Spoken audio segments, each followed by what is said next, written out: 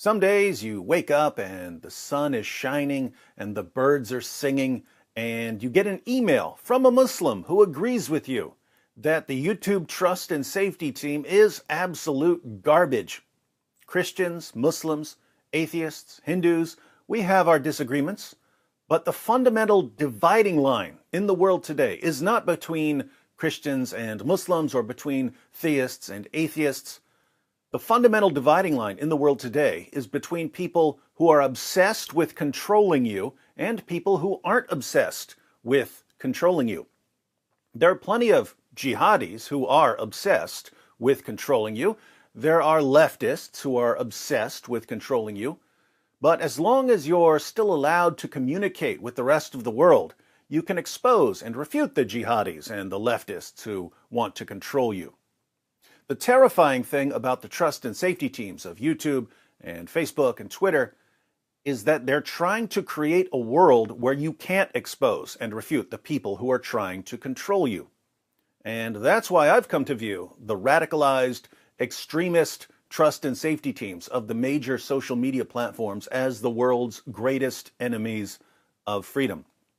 Let's check out this message from a Muslim who's starting to recognize the problem. Hello, David Wood. My name is, I'll leave that out, and I am a Muslim and watch some of your videos sometimes because I find them to be interesting. I like to see opinions from all sides. And yet there are people who only want you to see one opinion from one side. I saw your videos on YouTube's hate speech policies, and I can't agree with you more.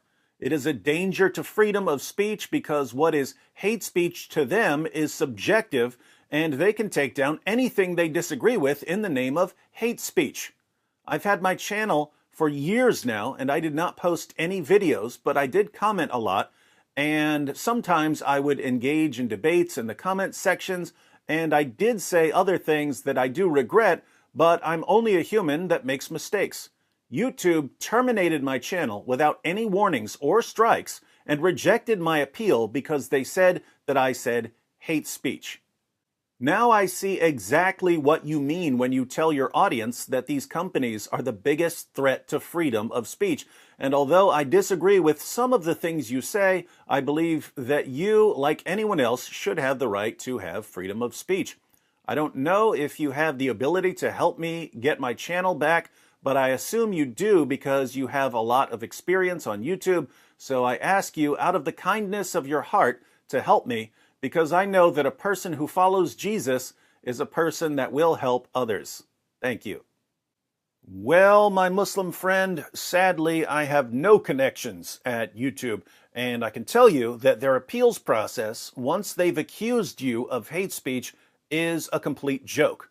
When one of these safe spacers on the trust and safety team has his or her or zer or whatever feelings hurt by something you said in a comment, nothing you can possibly say will change his or her or zer mind.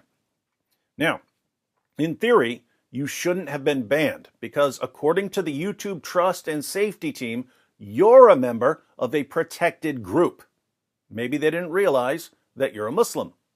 Ali Dawah is allowed to literally call for the public beheadings of millions of people, and the YouTube trust and safety team defends him because he's a member of a protected group. Whatever you said that they labeled hate speech, it couldn't have been worse than Ali Dawah calling for the public beheadings of millions of ex-Muslims. So maybe you didn't clearly identify yourself as a Muslim. The other problem you have is that you're not a popular YouTuber. YouTube has been banning small channels left and right to the point where some days I'm losing subscribers because so many channels of my subscribers are being banned. YouTube really doesn't seem to care about banning small channels because the small channels aren't making Google any money, and the small channels usually can't make a big fuss about getting banned. I'm not a huge channel, but I'm big enough to make money for YouTube through channel memberships and super chats and such, and I'm big enough to raise a bit of a ruckus when they finally ban me. YouTube is being very, very smart here. They're banning the small channels first, taking away subscribers so that by the time they start banning the bigger channels, it'll be even harder for the bigger channels to complain. In the meantime, they're hoping that the bigger channels heed all of their warnings and learn to submit. At the end of the day, they don't want content creators leaving the platform. That's just bad for business. They don't want to kick us off. They want to control us. But if they can't control us, they will kick us off. So, make no mistake about it, my Muslim friend, I will be banned just as surely as you've been banned. Anyone who's saying anything remotely controversial on this platform will either submit to the ever-changing ideals of the trust and safety team or be canceled. There is no scenario where I'm going to submit to these morons, so you and I will eventually be on another platform.